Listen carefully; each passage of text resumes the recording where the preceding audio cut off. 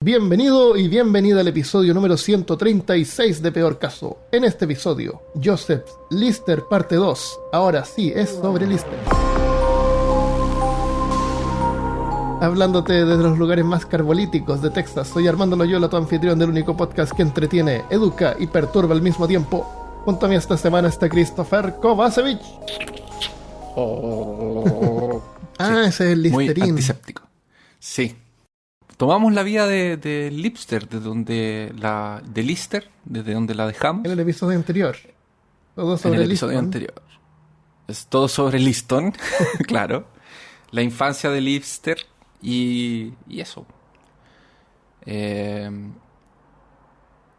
Y si quieren entenderlo, yo les recomiendo que vayan, porque si bien lo pueden escuchar como algo separado, pero les recomiendo que escuchen la primera parte antes de escuchar esta parte, por si hay alguien que llega por primera vez al podcast en este episodio. Muy recomendado. Además quedó muy bueno. Y ya les aviso que este de aquí es menos perturbante que el anterior. Se puede comer.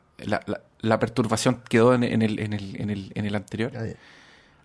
Así que la gente que nos está escuchando aquí y se va a transportar al 1, Sí. cuidado porque es perturbador. No coman.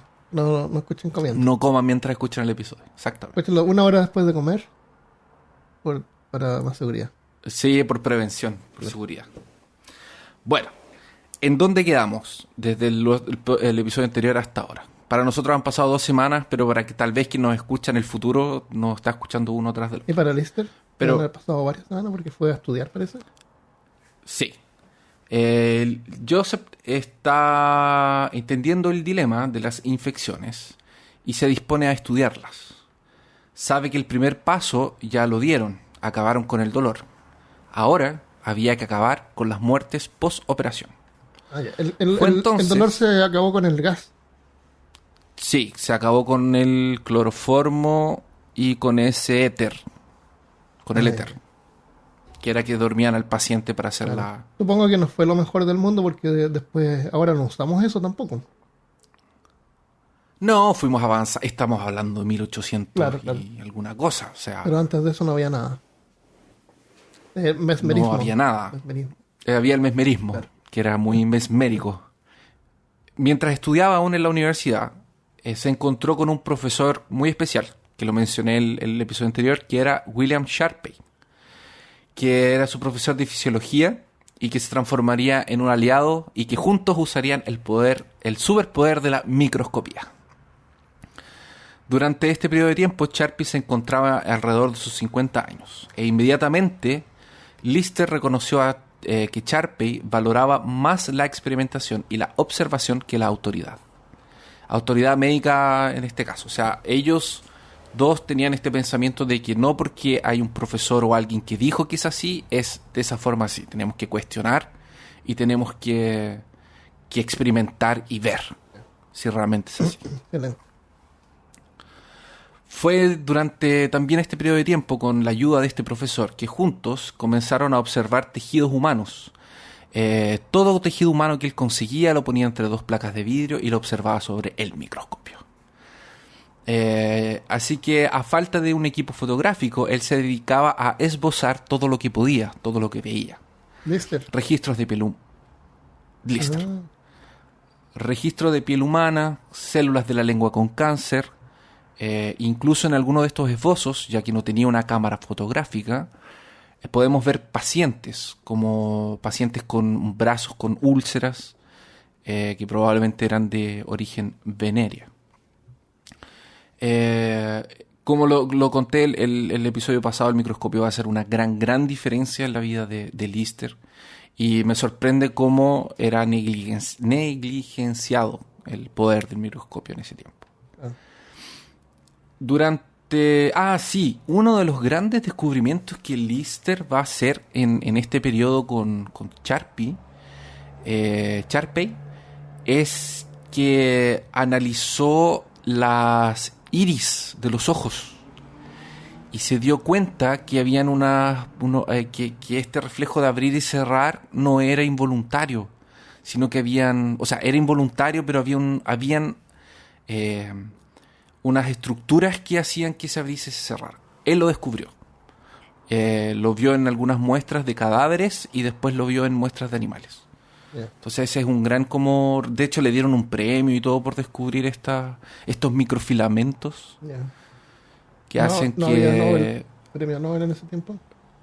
No, me imagino que no. No había. No. Pero él descubrió estos microfilamentos que hacen que por respuesta a la luz se contraigan o se estiren. Y hace que el iris se abre y se cierre. Es bien interesante eso. Durante su periodo en la enfermería de Erichen, Lister se enfrentó a la temida gangrena hospitalar, que era una de las 4 grandes amenazas en todo hospital o enfermería. En su fase inicial, la herida se hincha, la piel se retrae, la membrana celular se deshace y se transforma en un moco fétido. Dijiste que no iba a ser perturbador. No tanto. Y la fascia queda expuesta. La fascia es un tejido que es como una película que queda alrededor de los músculos, que separa y cubre órganos también, que los protege. Entonces esta capa se derrite y se expone. A medida que evoluciona la gangrena, el paciente sufre diarrea, náuseas, el dolor es excruciante y algunas veces presenta delirios. Durante todo este tiempo, el paciente se encuentra totalmente consciente. Los gritos de los enfermos, sin igual, tanto en día como durante la noche, quedan completamente exhaustos y mueren en una semana. O cuando sobreviven, las úlceras continúan devorando y desarticulando al individuo. Los grandes vasos quedan expuestos por la erosión y los pacientes se desangran en agonía y dolor hasta la muerte. Ese es un testimonio, un relato de un diario del doctor John Bell. Entonces la gangrena te va consumiendo y te vas deshaciendo básicamente, hasta que llegas a un vaso importante y sale sangre hasta que te mueres. Y eso mientras estás consciente. Es terrible. Cuando esta enfermedad llegaba a una enfermería, se transmitía rápidamente y barría con todos los pacientes de alas y de hospitales enteros. Por lo que una de las pocas defensas que se tenían en ese tiempo era aislar al paciente. Entonces, cuando detectaban esta gangrena, lo tomaban y lo llevaban a otra sala donde estuviese solo, o lo llevaban a una iglesia o a su casa, pero lo tenían que sacar, porque si no, significaba la muerte de cualquier uno que tuviese una herida expuesta. Que eso es otra cosa que Lister se va a dar cuenta. Se da cuenta de que la gente que tiene heridas expuestas son la gente que es más propensa a ser contagiada por cualquiera de estas 4 enfermedades que eran como las grandes enfermedades de los hospitales. ¿Qué son la gangrena? Era la gangrena, había una fiebre y las otras 2 se me olvidaron. Pero las hablamos en el episodio anterior. En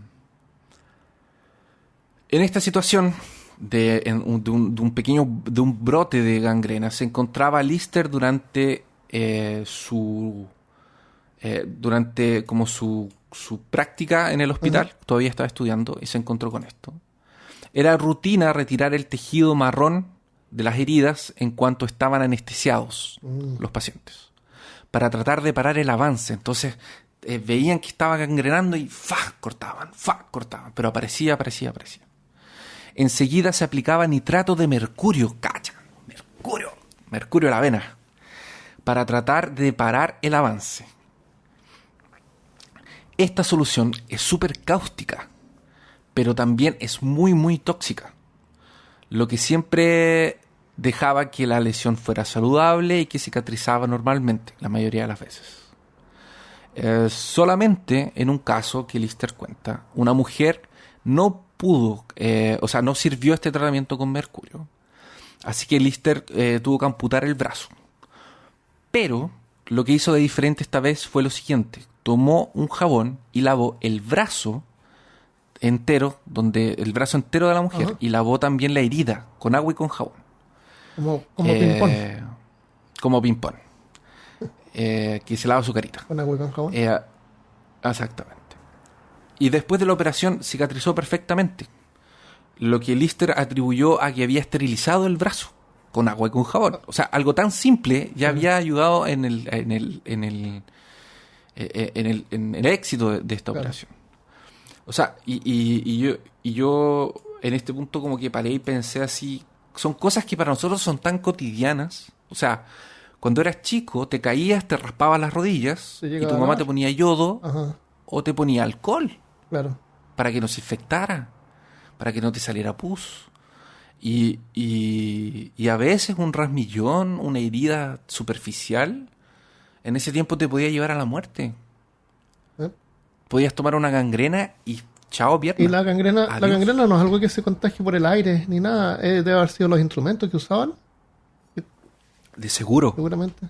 Porque ahora si tú te pinchas no se con algún las clavo manos, o algo, al tiro te ponen una vacuna de gangrena. Al tiro te ponen una vacuna, sí. Entonces, o debe ser por el contacto por estar en el mismo ambiente tal vez. No estoy viendo, no se transmite por el aire ni nada, no es contagioso. Ni nada. No es contagioso. Bueno, entonces debe haber sido por los instrumentos. Sí. Usaban los mismos paños, los mismos instrumentos, las mismas manos de los doctores. Claro. O sea, curaban a uno y iban donde el otro y lo tocaban. Ahí ya pasó gangrena. Por eso que me imagino que el nitrato de mercurio funcionaba. Claro. Lo quemaba todo. Es como ponerte ácido sulfúrico. Es como ponerte ácido sulfúrico. Te va a limpiar la herida. Entonces, exactamente, para limpiarte el...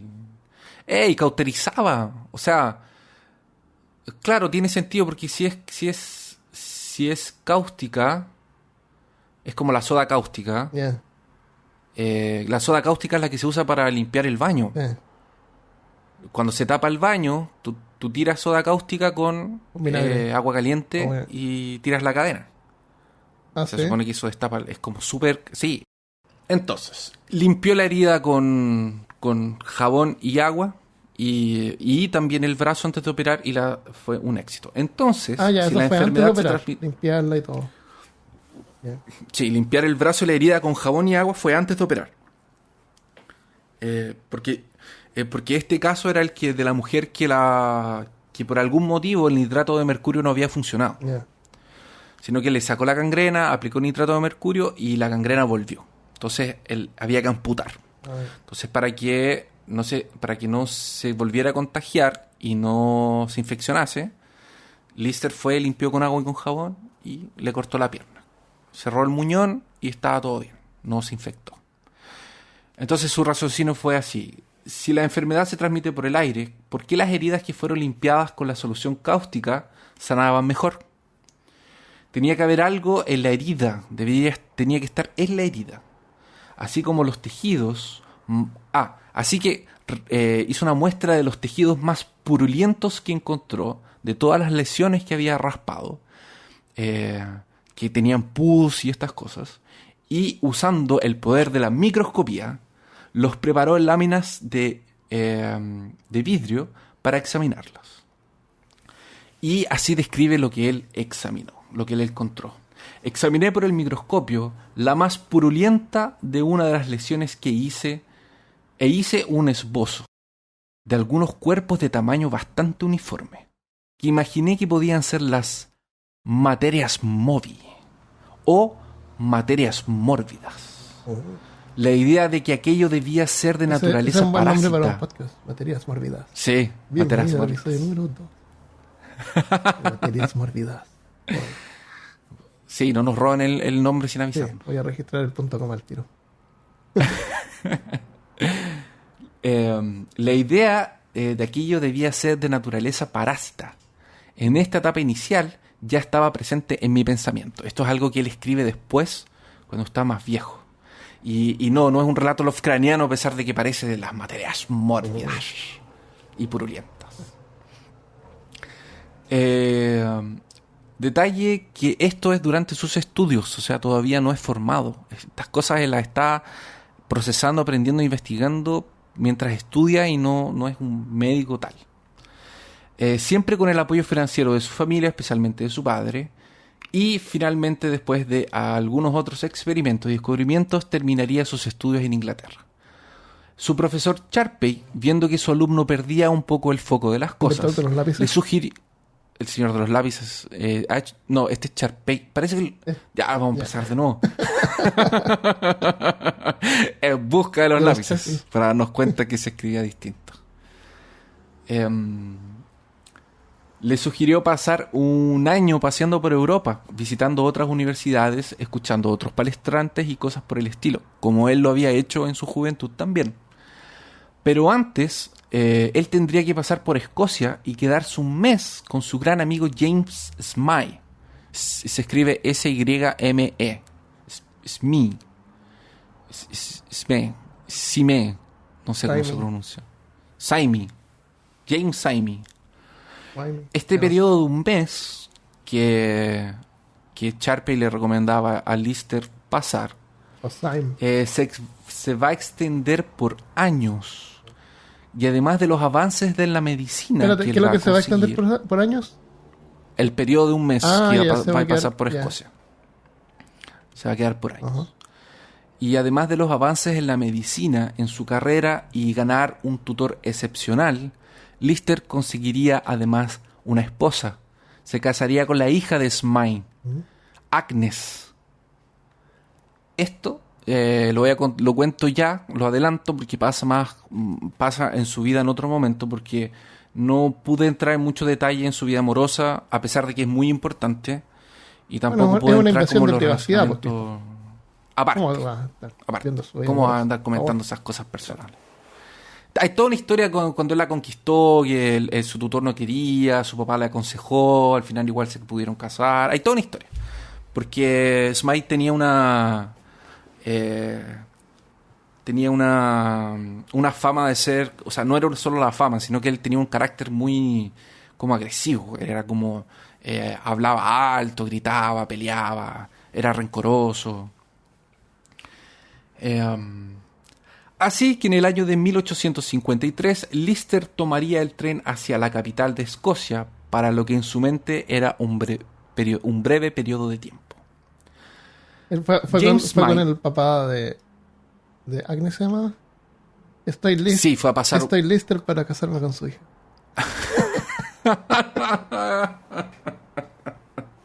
Qué mal, ya. Qué horrible chiste. James Smythe, ¿cómo le digo, Armando? ¿Simon? Yo creo que es Simon, ¿no? S-Y-M-E. Ajá. Yo creo que esa E no se pronuncia porque si no serían dos, yo creo. No tengo idea. Inventa cualquier cosa, total está muerto. Ya, voy a decirlo cada vez diferente. Eso. Pero nos referimos al mismo, al papá de Agnes. Diga al papá de Agnes. Eso. El papá de Agnes. O James. James, padre de Agnes. Era conocido como el... James Syme era conocido como el Napoleón de la cirugía. Y sí, es exactamente por su estatura baja. Pero no era bajo Napoleón. Pero se cree que era bajo. Yeah. También es conocido por algunas proezas, como por ejemplo desenvolver una cirugía de amputación a la altura del tobillo. Antes de que él desarrollara esta técnica, cuando había una infección o una fractura expuesta en el pie del paciente, se procedía a cortar la pierna a la altura de la rodilla. Oh, wow. No lo podían curar. Sí, pero le cortaban la pierna casi entera. Claro. Porque la gente creía que la extensión de la parte de la canilla, por ejemplo, y del muslo, no es el muslo, la parte de la canilla, de la parte de la canilla, de la pierna, claro. Iba a ser un estorbo para el paciente, en vez de ayudarle a recuperar como movilidad. Ya te cortaban James, la sección entera. Y James empieza a cortar arriba del tobillo o abajo del tobillo, dependiendo. Claro. Ahora es bueno que te corten debajo porque así te queda esa movilidad. Que te pueden poner una prótesis. Exactamente. Te pueden poner una prótesis. Me parece que te cortan arriba del tobillo, no te cortan abajo. Claro. Y el tobillo queda metálico. Pero es la misma técnica que se usa hasta hoy en día. Pero te imaginas así como tienes una infección en el pie y te cortas la pierna hasta la rodilla. Horrible. Solamente un poco abajo de la rodilla. Claro. Y hoy en día no es ni siquiera es necesario cortarlo por una cosa así. Exactamente. Tiene que ser muy grave para llegar a amputación. Así que esa técnica se usa hasta nuestros tiempos modernos. Y además de permitir que la persona mantenga gran parte de su movilidad y de su pierna, que ya es excelente, pueden soportar peso también sobre el tobillo. Este es un caso que le pasó a James. En 1828, hartos años atrás, un hombre llamado Robert Penman buscó la ayuda de James desesperadamente. Había desarrollado un tumor en el maxilar por 8 años.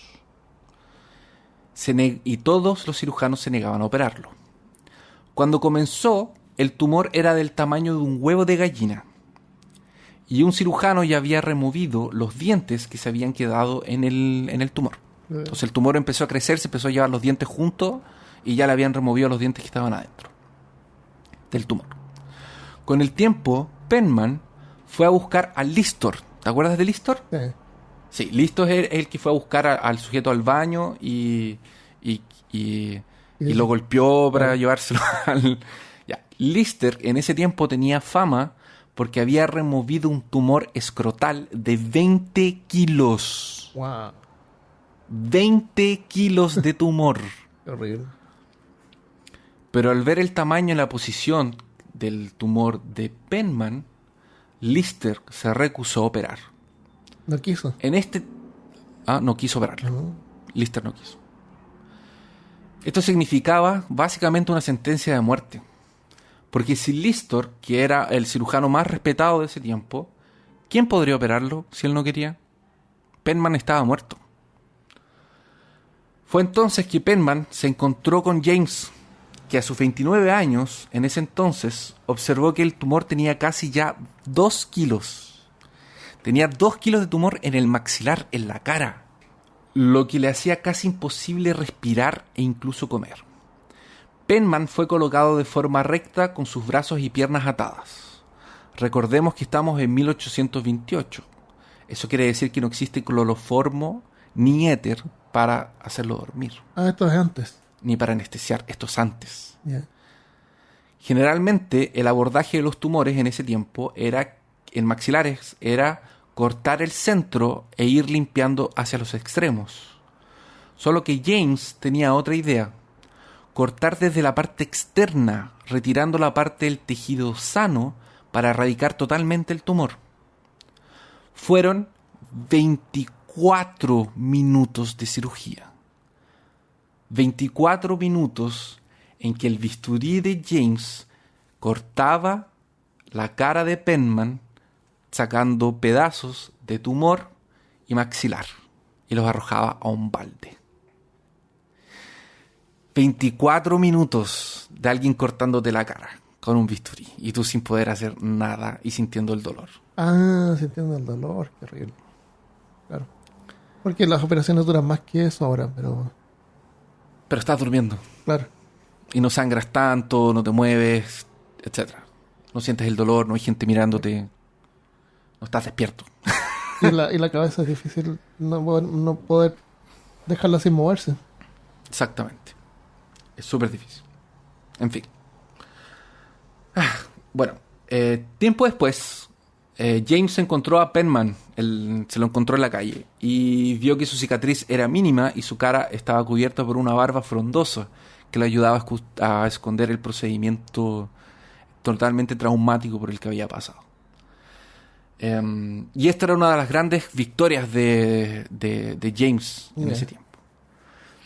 La amistad entre James Mine y Lister surgió rápidamente. La admiración y el cuidado de uno hacia el otro eran notables. James llegó a inventar cargos para que el joven tuviese acceso a ser su asistente y alumno, porque James no era de esa universidad donde él enseñaba. Él estaba yendo como a mirar y a conocerlo. Claro. Entonces James le inventó un cargo. Era como el ayudante del ayudante. Era como un cargo que no existía. Al regional. Claro. Estoy pensando Assistant en Dwight Regional en The Manager. Office. Sí. Dwight en The Office, Assistant Regional Manager. Assistant to the Exactamente. Regional Manager. Assistant to the Regional Manager. Exactamente. Así que fue solo un año después, en 1854, que Lister se tornó oficialmente cirujano del Royal Infirmary y estuvo a cargo de 12 asistentes. Luego fue aceptado en el Royal College of Surgeons, que eso quiere decir que ya estaba liberado para operar. Estaba reconocido en Escocia como un cirujano. 6 años se pasaron en compañía de su amigo, tutor y ahora suegro, cuando Lister recibe una invitación de la Universidad de Glasgow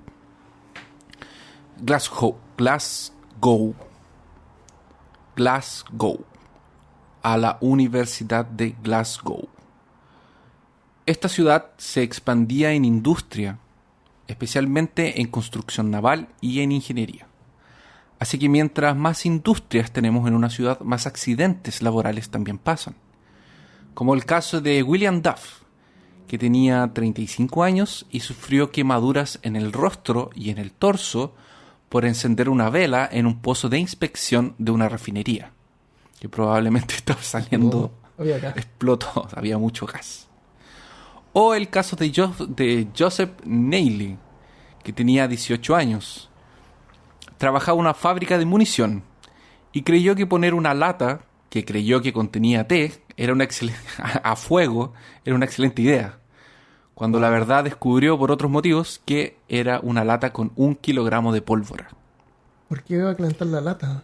Aunque sea porque pensó que era lo quería té. tostar. Quería hacer té, probablemente ¿Quién no mira la lata? A lo mejor las latas eran parecidas y sacó la de pólvora. La de pólvora. O tal vez alguien tomó una lata de té y le puso pólvora. En fin.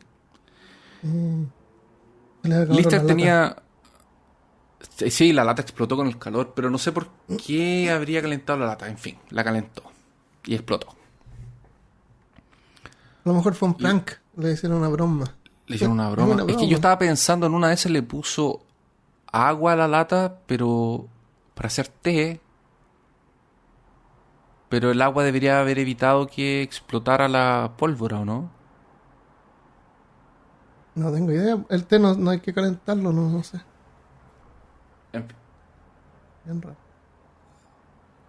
Pero explotó. Puso y explotó.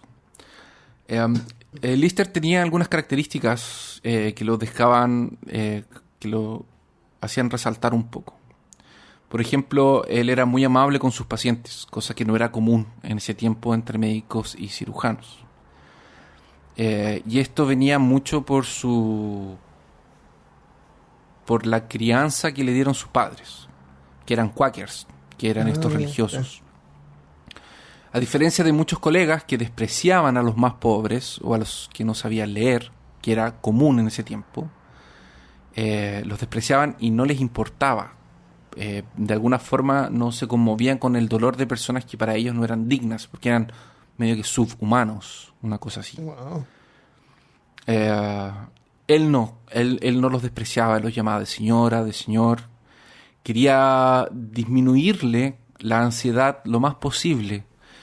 Incluso a la hora de diagnosticar gente, le pedía a sus alumnos y a sus colegas que hablaran en lenguaje técnico, para que la persona no entrara para que no quedara nerviosa, no se preocupara. Eso hoy en día eso se puede ver como algo antiético, claro. Pero era un momento en el que se estaban descubriendo muchas cosas. Entonces había un cierto... Porque de alguna forma le ocultaba al paciente que era lo que él tenía realmente, para no causarle preocupación. Claro. Y él se preocupaba de explicarles de forma adecuada, en el momento adecuado. No sé. Tal vez no. Porque como te digo, es una práctica que es algo que estaba descubriendo. Era cosa que estaba comenzando a practicarse. En una ocasión, por ejemplo, él como que le dio un reto a un auxiliar de cirugía porque llegó con la bandeja así llena de bisturí, cuchillas y cosas a una operación, ¿cachai? Entonces como que tiró una toalla arriba de la bandeja y le dijo, oye, pero esconde eso, ¿para qué se lo vas a mostrar al paciente? No. El paciente se va a dormir, no necesita ver eso. Más sensible. Esas son cosas que se caracterizaban. Entonces, de alguna forma yo creo que esta como empatía que él tenía por sus pacientes y lo hacía querer buscar soluciones. No se conformaba con la enfermedad se pasa por el aire y no tenemos nada que hacer. Si se murió, da lo mismo. Yo creo que eso también lo instigaba mucho a buscar respuestas y mejorar la calidad de las personas dentro del hospital. Claro, buen hombre, Lister. Durante su periodo en Glasgow, por ahí por el 1860 que se fue para allá, comenzó a esparcir su pensamiento de limpieza y agua fría. Con esto, agua era hervida y se dejaba enfriar para lavar el lugar de la cirugía y los instrumentos antes de realizar esta misma. Entonces, por fin empieza como a probar cosas. O sea, antes no lavaban nada, ahora al menos lavan con agua fría que había sido hervida antes. Esto lo sacan como conclusión porque si tú dejas plata al aire libre, la plata genera una capa. La platina. Y cuando tú dejas, por ejemplo, una cuchara de plata dentro del agua, esa capa se demora en aparecer. Entonces ellos creían que si limpiaban todo con agua fría y hervida, no iban a generar menos infecciones. Claro. No pasa, pero ya es un avance limpiar las cosas antes de usarlas, ¿o no? Lo básico. Un médico húngaro que se llama Ignaz Semmelweis, destruí el apellido de esta persona, lo lamento, le llamó la atención la muerte de un colega que se cortó la mano después de que practicase un examen de post-mortem. O sea, estaba tratando una autopsia, estaba haciendo una autopsia de un cadáver. El médico se dio cuenta que la enfermedad que había matado a su amigo era igual a la fiebre puerperal. Y se preguntó que si los médicos que trabajaban en el necroterio llevaban partículas cadavéricas para las enfermerías, si por casualidad este no sería el motivo que estaba impulsionando los índices de infección dentro de estas mismas. Al final, si él pensaba, muchos de estos jóvenes que salían directamente del necroterio de las autopsias iban a cuidar mujeres embarazadas. Entonces él piensa que tal vez hay alguna relación entre esto, porque su amigo se murió con los mismos síntomas que estaba teniendo la gente afuera. Convencido entonces que no era causa del miasma, esta cosa mágica que transmitía virus o que se generaban por generación espontánea, y sí por el material infeccioso que venía de los cadáveres, colocó un tarro con agua sanitaria. El agua sanitaria es cloro, el cloro que se usa para limpiar baños. Y colocó la regla de quien pasa por la sala de disección tendría que lavarse las manos obligatoriamente en el agua sanitaria. Los estudiantes de medicina empezaron a parar de morir rápidamente después de que él había puesto esta regla. Wow. Bajando de una mortalidad de 18% a 1.2 en como 2 meses que le había implantado esta regla. Iban a abrir a cadáveres muertos y después no se lavaban las manos. No se lavaban las manos, se cortaban las manos con eso, no se limpiaban, se enfermaban por fiebre. Ahora, ¿tú crees que un descubrimiento revolucionario como este, con una que bajó de 18 a 1% la tasa de muertes, habría sido una gran revolución y este hombre sería conocido por todos? Sí, por eso sabemos su Claro apellido. Que no. Por eso es que nunca lo habíamos escuchado antes. Claro que no pasó. Fue totalmente rechazado. Los médicos dijeron que no tenía nada que ver, y lo empezaron a rebatir. Mandaban cartas, se quejaban, luchaban, estos médicos de la vieja escuela. Como los anti-vaxxers de hoy en día. Exactamente. Nadie le dio mucha importancia y esto hizo que él se tornase en una persona irascible y completamente imprevisible cuando daba respuestas y peleaba, lo que lo condenó a ser internado en un hospital psiquiátrico en donde pasó sus últimos días de vida, gritando furioso contra la fiebre puerperal y los médicos que no se lavaban las manos. Ese fue el fin de la vida de este hombre. Después de que él salió, dejaron de lavarse las manos con esta agua desinfectante y hasta ahí llegamos. Es tanto así que Lister llegó a visitar este hospital, donde él había trabajado y donde le había llevado como cambio. Ujú.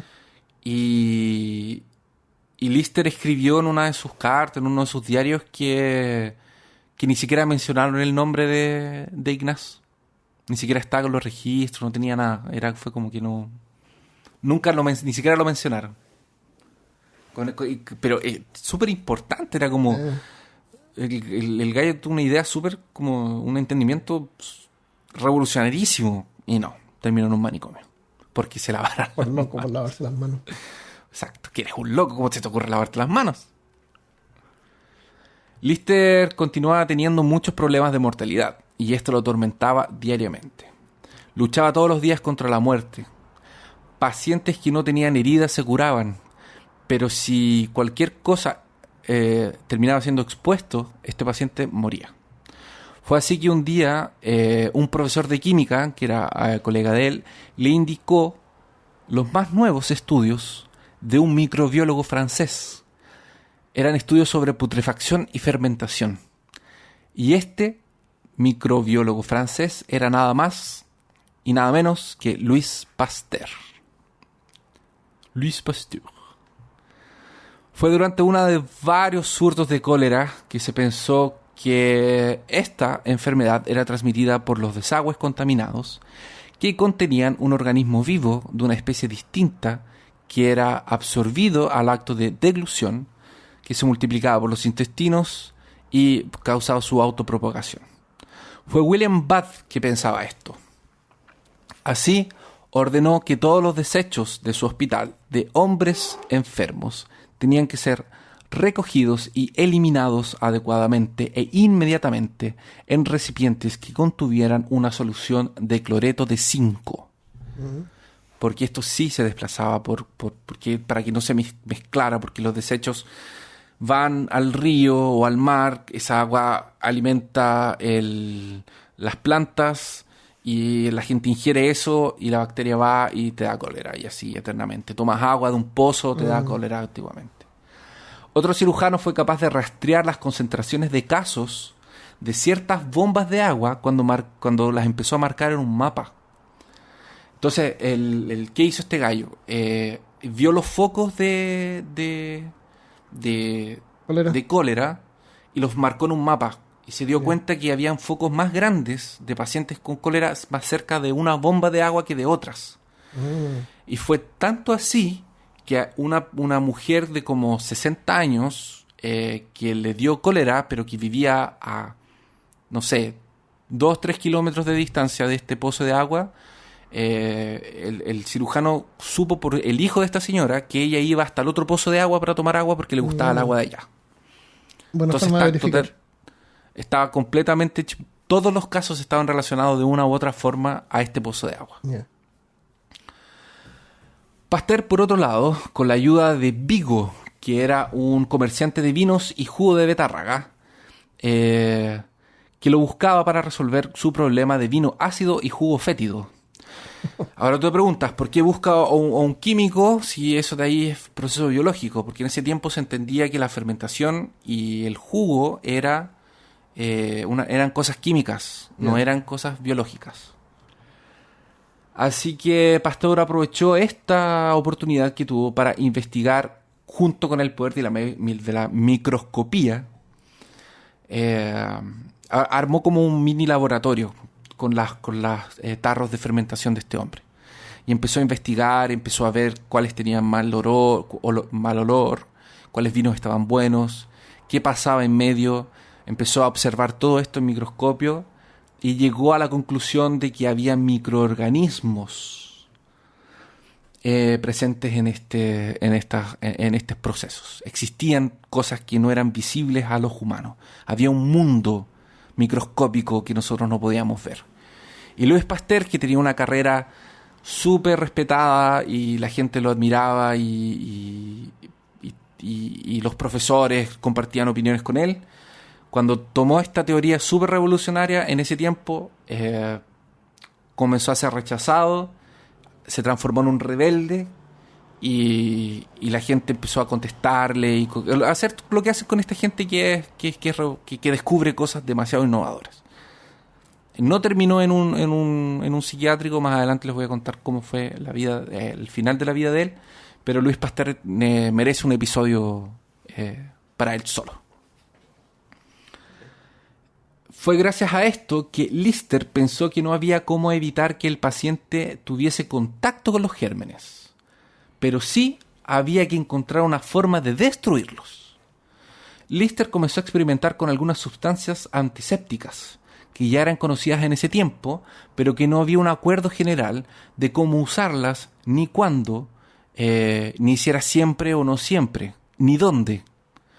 Muchas eran utilizadas solo después de que ya había sido suturada la herida y la inflamación ya existía, porque antes de que exista pus y exista infección, el lugar se pone rojo, se hincha y se pone caliente. Y después hay pus y después hay infección visible. Oye, Christopher, pero la primera parte es así. ¿vas a volver a explicar cómo Pasteur solucionó el problema del vino y el jugo? No. ¿Quieres explicarlo tú? ¿Te lo sabes de memoria? No, me imagino que fue por la pasteurización. Sí, fue por la pasteurización. ¿Hirviéndolo? Uh-huh. O hirviendo el agua que usaban para hacer el jugo, no sé. Me imagino que él inventó el proceso de pasteurización, que se llama Louis Pasteur. Sí. Pasteurización. En la que hierven la leche a cierta temperatura por una cierta cantidad de tiempo para matar bacterias. Sí. Y por ejemplo, la cerveza que va a botellas que son industriales también es pasteurizada. La cerveza de Chop, que va a ser consumida en poco tiempo, que no va a ser guardada, la que sale directo del barril, esa no es pasteurizada, esa es con bacterias. Es loco que se lleva el nombre y el apellido de este tipo. Se hubiera llamado Kovacevic. Vamos a Kovacevichar la leche. Kovacevichación. Claro. La Kovacevichación. Yo la verdad no quise estudiar muy a fondo cómo fue. Yo lo que quiero dejar claro es, Pasteur descubrió que había microorganismos. Uh-huh. Eso es como lo importante, porque eso fue lo que le dio el impulso a Lister para entender cómo tenía que hacer asepsia. ¿Por qué no quise entrar mucho en el tema? Porque yo sabía que iba a empezar a abrir esto, iba a ser un... iba a ser un rabbit hole. Un rabbit hole, exactamente. Que iba a entrar y adentro iba a tener otra cosa y otra cosa y otra cosa y iba a tener millones de bifurcaciones. Por eso creo que Pasteur necesita un episodio de Peor Caso. Por los experimentos de él son bien importantes y bien divertidos. Descubrió la vacunación. Hizo la primera vacuna contra la rabia y el anthrax. ¿Pasteur? Uh-huh. Bueno, premio Nobel no se inventó hasta 1901. Pero en 1879 ya existía el premio Cameron, que existe hasta hoy en día. Pasteur fue el tercero en ganar el premio Cameron por los principios de vacunación, primera vacuna contra la rabia, el anthrax, la fermentación microbial, que debe haber sido eso con el vino y el jugo de ¿qué dijiste? De betarraga. La pasteurización. Y el cuarto en ganar el premio Cameron fue, en 1890, Joseph Lister, pionero en la cirugía antiséptica. Excelente. Y ese premio todavía se da hasta hoy en día. En el 2020 se dio a un tipo que se llama Arbustus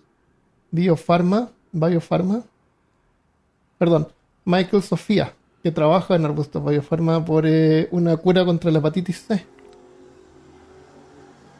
Así. Qué genial. Y que son premios de medicina, así que sí ganó su premio. Yo sé que Lister se ganó una recachada de premios, no me lo sé todos, pero sé que ganó muchas cosas, mucho reconocimiento mundial y todo. Eso es como equivalente al premio Nobel, que no existía en ese tiempo. Qué excelente. Ya, continúo. Lister entonces empezó a experimentar con algunas sustancias antisépticas, que como te dije no sabían bien cómo usarlas, cómo aplicarlas, nada. Muchas eran utilizadas después de que la persona ya había sido suturada y la inflamación ya existía. Y la primera sustancia que él escogió para esto fue el Condi, que es permanganato de potasio, que se usa también en flash de fotografía. Mira tú, interesante. En los flash, esos que hacen... Y se queman, que se usan una vez. Exacto. Yo había comprado unos cubitos. Había que comprar los cubitos. Que giran, que tienen 4... Funcionan 4 veces. Estábamos jugando rol y el Toto tenía un personaje que era un fotógrafo. Y estaban luchando contra un monstruo que había salido como de una... había salido de un lugar, un monstruo, y estaban luchando contra un monstruo. Y hizo bombas. Él tenía una cámara y tenía estos flash. Hizo como unas granadas así. Fue genial, fue genial. Yo me acordé de eso y me acordé de Rambo. No creo que haya sido así que usaban para hacer antisepsia.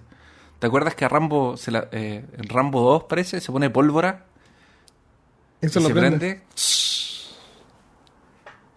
Yo creo que eso te quemaría demasiado. Eso no fue muy antiséptico. No. Bueno, Lister entonces trató de usar el Condi y no obtuvo los resultados que él quería. Fue entonces un día que él recordó que, leyendo un artículo, ingenieros de una estación de tratamiento de aguas servidas habían usado el ácido carbólico para neutralizar el olor de la basura podrida. Un beneficio que no esperaban fue que el ácido carbólico mataba a los parásitos prosotarios que habían causado un surto en los bovinos. ¿Un surto? De una enfermedad parasitaria que estaba saliendo la carne bovina y suina y todo eso, porque estaban comiendo pastito y tomando esa agua. Entonces, cuando empezaron a tratar con el ácido carbólico, también esta enfermedad paró de pasarle a las vacas. Entonces, cuando Lister lee esto, se pregunta si ese no es el antiséptico que él está buscando. Alfa de microscopio. No, mentira. Al tenía en su cinturón así uno que llevaba. ¿Quién era este Lister? El ácido era utilizado como desodorante, que tiene sentido, porque si mata bacterias, tú tienes bacterias y eso hace el mal olor. Entonces, usarlo como desodorante tiene sentido. Para conservar comida, incluso como parasiticida. Lister obtuvo una muestra de ácido y la llevó al microscopio, obviamente. Y pudo utilizarlo después de que consiguió más muestras de este ácido experimentalmente en 2 pacientes. Las 2 veces falló el uso de este ácido porque los pacientes tuvieron infecciones de la misma forma. Pero Lister atribuyó esto a el mal uso del ácido. Él creyó que se había equivocado. Un día, un niño es atropellado y tiene una fractura expuesta. Fue atropellado por una carroza. El niño quedó abajo de la carroza y se demoraron como 3 horas en llevarlo al hospital. Entre que lo sacaban de abajo de la carroza, lo ponían en una hamaca y lo llevaban. El niño estaba a punto de perder la pierna, había perdido mucha sangre. Pero Lister piensa que si él le corta la pierna a un niño, lo va a transformar en casi que un subciudadano, que no va a tener ofertas de trabajo y que su vida va a ser un desastre. Entonces decide arriesgarse y usar el ácido. Empieza a aplicar el ácido en la herida y lo tapa con una tapa de metal para que no se evapore y se quede ahí adentro. Y por semanas abre la tapa, pone más ácido, limpia, cierra. Abre la tapa, pone más ácido. En la herida del niño. Él observa que la piel empieza a estar irritada, empieza a poner roja, y esto no le gusta porque es justamente lo que quiere evitar. Porque él relaciona el rojo y el calor y la hinchazón con infección, claro, y pus. Entonces mezcla el ácido carbólico con agua, pero no surte ningún efecto, no hace ninguna diferencia. Y después lo prueba con aceite y funciona. Él observa que la pierna del niño empieza a perder este color rojo cuando lo usa con aceite y ya no lo está irritando. Y en algunas semanas el niño se va caminando del hospital, completamente recuperado. Eso es completamente nuevo. ¿Por qué funcionó con el aceite? ¿No se sabe? Me imagino que el aceite funciona como un pH diferente, una cosa así. Ah, ya, para no irritar la piel. Neutraliza, tal vez, sí, para no irritar la piel. Tiene sentido. Como humectante. Él probó esto en 8 pacientes, de los cuales 6 fueron exitosos. 1 salió vivo, pero sin pierna, porque Lister estaba de vacaciones y fue otro médico que lo atendió. Ajá. Y no fue tan cuidadoso como él al usar el ácido. Entonces se infectó igual. Claro. Y el otro que se murió igual fue porque no fue por una infección. Fue porque el tipo, cuando se quebró la pierna, que tenía esta fractura expuesta, un pedazo de hueso entró en una arteria y no se dieron cuenta y se empezó a desangrar. Yeah. Entonces un día llegaron a la sala donde este tipo estaba acostado y vieron sangre en el piso. Y cuando levantaron las sábanas, él estaba encharcado de sangre. Y se murió. Y nadie se dio cuenta que se estaba desangrando, justamente porque empezó a empapar todo y después cayó en el suelo. Entonces nadie se dio cuenta. Entonces, de los 8 pacientes que él experimentó, ninguno se murió por infección. Esto es genial, esto es lo que él está buscando. Claro. Así que empieza a experimentar con otras cosas. Empieza a usar vendas, empieza a usar aceite, empieza a juntar este ácido... se me fue. ¿Carbólico? Carbólico con greda blanca. La greda blanca es... carbonato de calcio. Es carbonato de calcio. Así que empieza a poner como esta greda blanca con el ácido en la herida, pero abajo pone una gasa, una venda con con ácido carbolírico. Y no la tira. Entonces tiene la herida, tiene esta venda con ácido y arriba pone este engrude, esta greda, y la deja ahí. Y va cambiando la greda y va cambiando el ácido, pero no remueve la venda. Y cuando termina el proceso de sanación, él remueve la venda y abajo está la piel y la cicatriz. Bien.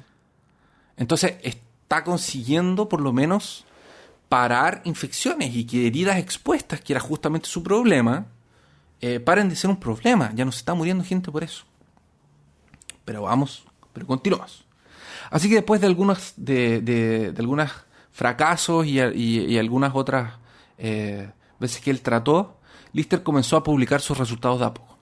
Esto obviamente trajo gente que lo empezó a refutar, problemas, peleas, todo un tema político. Hay todo un tema con las peleas de él, que en algún momento tiene que viajar a Estados Unidos a mostrar sus cosas, a mostrar sus técnicas, porque quería llevárselos a los Estados Unidos.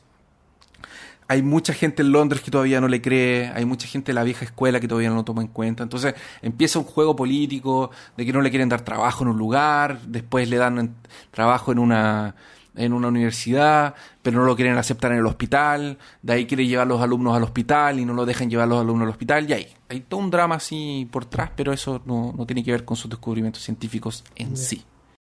Su hermana Isabela, en este tiempo con estos problemas que estaba en este juego político, empezó a tener un tumor y un cáncer en uno de sus mamas y buscó la ayuda de algunos cirujanos y los cirujanos no querían operarla. Incluso llegó a pedirle a James, el tutor y suegro de Lister, que la operara, y él no quiso operarla.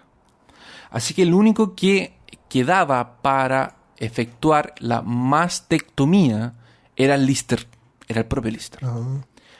Y de alguna forma él después le escribe al padre que él se va a sentir como calmo y tranquilo de que haya sido él quien practicase la cirugía en la hermana. Porque a pesar de tener toda la presión de que estaba operando a alguien tan amado para él, también sabía que era el más indicado para hacerlo. Así que va a un necroterio, practica con un cadáver una mastectomía y después, inseguro aún, viaja a Edimburgo a conversar con su suegro, a ver qué le decía. Y él le dice que él tiene esperanzas de que su técnica está dando resultados y que de alguna forma lo apoya y lo como que le dice, dale. O sea, creo que hay esperanzas en tu técnica y creo que tu hermana se puede salvar.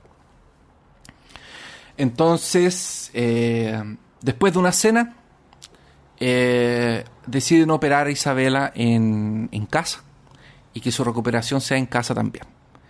Y Lister ejecuta la operación, hace la mastectomía de ella, le pone curativos de ácido carbólico y la cuida mucho y su hermana se recupera.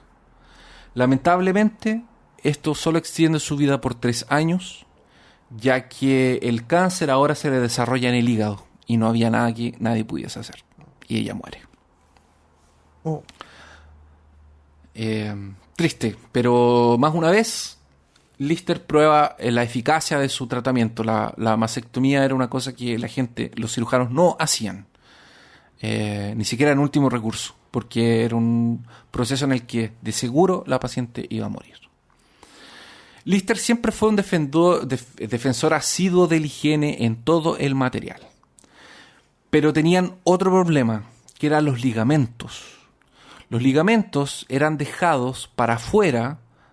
Los ligamentos me refiero a lo que usaban para unir las suturas. Uh-huh. Y lo que usaban para unir las arterias, las venas. Estas cuerditas eran flexibles y eran dejados fuera de la sutura y con pedacitos sobrando para que fuera más fácil de quitarlos una vez que estuviera cicatrizado y para que fuera más fácil drenar el pus y la infección de adentro. Pero si Lister era capaz de eliminar la infección, no hay necesidad de drenaje.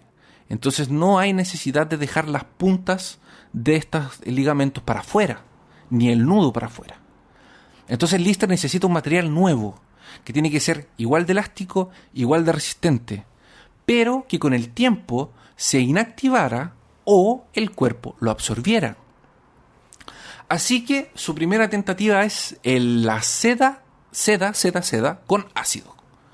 Entonces prepara una seda, la limpia bien y la humecta con ácido carbólico, abre el cuello de un caballo, le corta la arteria y la sutura. El caballo muere 6 semanas después, pero con un accidente completamente fue una cosa completamente que nadie estaba esperando y no tenía nada que ver con el experimento. Así que él retira la cabeza junto con un ayudante, porque él estaba con gripe ese día. El ayudante va, corta la cabeza del caballo, llega con la cabeza del caballo a la casa de Lister. Lister se levanta y durante toda la noche seccionan al caballo hasta que encuentran la sutura. La sutura la encuentra crudada, o sea, todavía amarrada al tejido y completamente rodeada de tejido fibroso. No funcionó. Funcionó, sí, funcionó, porque estaba en el lugar y había tejido fibroso alrededor. Entonces no había señales de infección, de nada. El cuerpo como que lo había encerrado en estos cositos sí. ¿Qué hace? Con elementos extraños, como cuando, por ejemplo, te enterrabas la mina del portaminas en la mano y sí. El cuerpo la absorbía y debe estar allá adentro todavía envuelto en folículos. Si tú quieres escribir, tú te puedes usar un sacapunta en tu dedo y va a salir una mina ahí para un grafito para poder escribir. Te apretas mina se llama el grafito de los lápices automáticos. De las lapiceras automáticas. Bueno, así que después prueba esta técnica en un paciente que falleció algunas semanas después por otro motivo y practica una autopsia.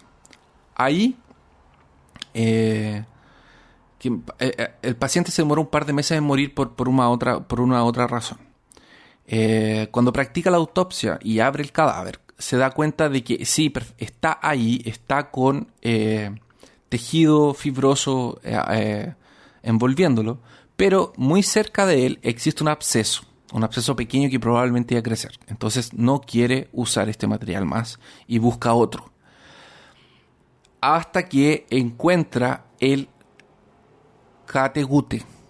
¿Qué es el categute? Es el mismo material hecho de intestino de animales que se usa para hacer los instrumentos de cuerda. Yeah. No es, ¿te acuerdas que decía que eran intestinos de gato? Bueno, no eran intestinos de gato las cuerdas. Se llama catgut.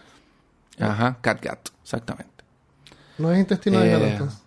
No es intestino de gato. Es intestino de bovinos, de suinos. Y este filamento, a él como que le parece que puede funcionar. ¿Y esto está hecho de qué? De intestino de animal, de becerro, de vaca, de suinos. O sea, es intestino de animal. Sí, pero solo son no es de fibras. gato. Son fibras. Yeah. ¿Y eso es lo que usan hoy en día? Sí. O algo muy parecido. Yeah. Porque se llama igual. De hecho, si tú buscas en Google, salen cajitas de eso. Claro. Okay. Experimentó en un becerro que un mes después fue abatido para la cena. Y encontraron que las suturas habían sido absorbidos por el organismo y no habían señales de ningún tipo de infección. Entonces encontró finalmente el material que necesitaba. Bueno, pasó el tiempo y después de algunos años su suegro falleció, lo que le dio el título del cirujano más reconocido de Escocia, ya que James no estaba ahí, él era el segundo, ahora es el primero. Para ese entonces él ya había perdido a su madre y a su padre también. Y fue ahí que él tuvo una de las experiencias más importantes de su carrera, que fue operar a la reina. Oh, wow.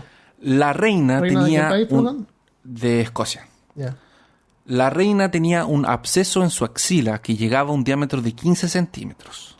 Si él era capaz de operar a la reina y usar su método, entonces tendría el aval de la realeza, lo que haría que muchos de sus detractores y opositores, que tenía muchos, se tuvieran que retractar y tuviesen que admitir que él estaba en lo cierto.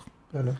Wow, tendría que dar un paso atrás es una tremenda responsabilidad, y aparte que lo hayan encontrado a él también, exactamente, pero si daba algo, si pasaba algo, la culpa iba a ser de él. Claro. La operación de la reina transcurrió en el palacio. Él llevó sus instrumentos, se limpió las manos con ácido carbólico, limpió sus instrumentos con ácido carbólico, limpió a la reina. La reina no quería ser completamente anestesiada porque ella estaba muy débil de salud, entonces tuvo que dejarla media consciente, pero no sentiría mucho dolor, pero estaría consciente. Le pidió ayuda al cirujano real y le pidió que le ayudara con una máquina que había inventado. Estaba tan obsesionado con esto del ácido carbólico que él creía que para ser más aséptico ainda tenía que rociar el ambiente donde ellos estaban con ácido carbólico. Entonces era como un rociador que tenía una válvula. Entonces puso al cirujano real a hacer la válvula mientras soltaba. Wow. ¿Y qué problema tenía la reina? Tenía un absceso abajo de la axila. Y su salud era debilitada porque ella era debilitada. Yeah. Tenía un tumorcito, una cosa así. Y eran 15 centímetros. Entonces era una operación más o menos grande. Ahora, esto después él va a entender y va a comprobar que no tiene ninguna utilidad. Es una máquina que no sirve absolutamente para nada. De hecho, después la va a terminar de usar. Pero en ese tiempo él estaba tratando todo lo que podía. Ya todo lo que podía le ponía ácido carbólico. La operación de la reina fue un éxito. Y obviamente colocó la sutura nueva y todo. Así que después de algunos días de que la reina se estaba recuperando, justo a la reina, porque obviamente tenía que pasar, alguien le iba a pasar a la reina, se infectó la herida. Oh, wow. Empezó a ver que se empezó a colocar rojo, que empezó a hincharse, que estaba caliente. Lo peor que le pudo haber pasado. Entonces tuvo que improvisar. Pero en estos momentos son cuando la gente improvisa las soluciones Claro. más creativas. Tomó su bomba de rociador y la destruyó. Para sacar un tubo de metal que tenía una de las partes de esto. Y la dejó la noche entera en ácido carbólico. Al día siguiente tomó este tubo de metal y lo incidió en el lugar donde estaba inflamado. Y empezó a salir el pus y la sangre. A la noche siguiente, por este tubo, solo salía un líquido blanco. O sea, líquido blanco, líquido transparente. Y nada más. Le dejó el tubo en la herida. Le dejó el tubo en la herida. Entonces Entonces le hizo un drenaje. le hizo una infiltración, le hizo un drenaje, pero se lo hizo correctamente porque se lo hizo con un instrumento que estaba limpio. Porque no estaba, porque le el tubo estaba en la máquina que rociaba ácido. No, y lo dejó toda la noche en el ácido carbólico para matar todos los bichos. Excelente. Entonces la reina se recupera, la operación es un éxito, su drenador fue un éxito, la sutura fue un éxito, todo era un éxito. Esto le concede el sello real de aprobación. Tiene la aprobación de la reina. Y después se va a transformar incluso en el cirujano real. Va a ser como nominado cirujano real. A los 50 años, después de mucho tiempo en Escocia, ¿te acuerdas que te dije que se quedaron mucho tiempo en Escocia?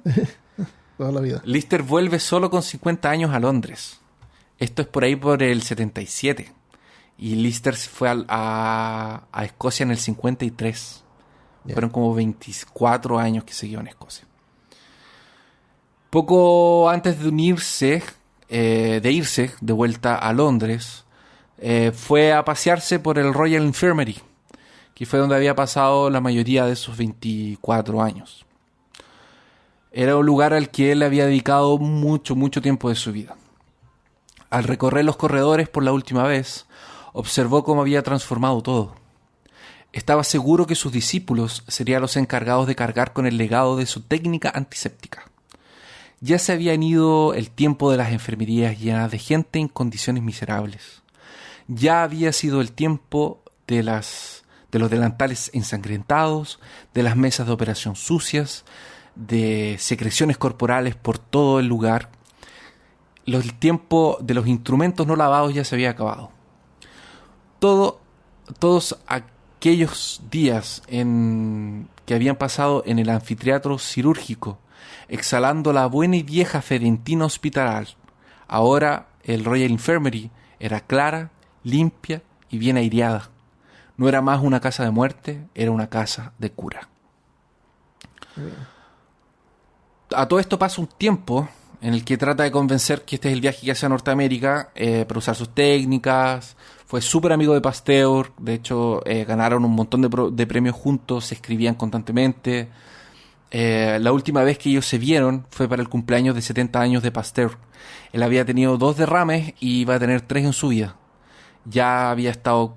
Pasteur estaba con media cara paralizada y tenía algunas funciones motoras medias quebradas y no se podía comunicar bien. Así que el discurso de su cumpleaños lo hizo Lister. Yeah. Un par de semanas después del cumpleaños de Pasteur de 70 años, Lister perdería a su esposa y compañera de 37 años que estuvieron juntos. No que ella tuviese 37, sino que pasaron 37 años juntos. La concientización de la gente sobre los microbios llegó al mercado, llenando al público victoriano de cosas de limpieza e higiene hechos a base de ácido carbólico. El más famoso es el Listerine, que fue creado por el doctor Joseph Joshua, que había asistido a una conferencia de Lister en Filadelfia cuando hizo la gira. Pero si no fuera por un farmacéutico llamado Jordan Witt, que no vio el potencial en este enjuague, en este líquido, en el Listerine, no habría tenido la fama mundial que tenía hasta hoy, habría pasado desapercibida. Fue recomendado incluso como tratamiento anticaspa, como te comenté al principio, y limpiar pisos, cosas así, pero cuando lo llevaron a la odontología ganó realmente su reconocimiento como antiséptico bucal.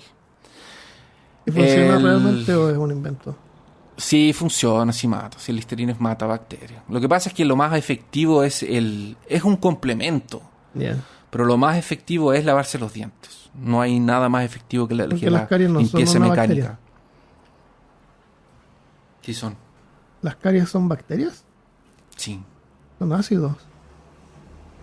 No, las bacterias, cuando comen en la comidita que tú no te lavaste de los dientes, Ajá. generan ácidos. Y eso Eso produce las cavidades. Y eso va exactamente carcomiendo el mineral del diente hasta que llega a la pulpa, que es cuando duele. Bien. Se inventaron jabones, desinfectantes en general, pasta de dientes, e incluso había médicos que lo usaban en hemorroides. Te inyectaban ácido carbólico en las hemorroides. Esos son vasos sanguíneos. Sí, y las personas no se podían sentar en por lo menos 2 semanas. En la misma conferencia de Filadelfia que él hizo, los hermanos James y Edward se unieron con su tercer hermano Robert Wood Johnson para fabricar y producir en masa los primeros curativos quirúrgicos. Así crearían la firma que se llamaría Johnson & Johnson. O sea, Johnson & Johnson fue creado gracias a Lister. Wow. Pero su legado más duradero fueron sus alumnos, que formaban el núcleo listeriano. El núcleo se extendía por todo el mundo. Iba a ciudades importantes como París, Viena, Roma, Nueva York. Los alumnos que habían ido a estudiar y pasar meses, años con Lister, cuando enseñó en Escocia y en Londres, volvían a sus hogares dispuestos a compartir y mantener y demostrar las técnicas que ellos habían aprendido. Así, el legado de Lister salvó muchas y muchas vidas, tantas y más de las que él jamás habría conseguido imaginar.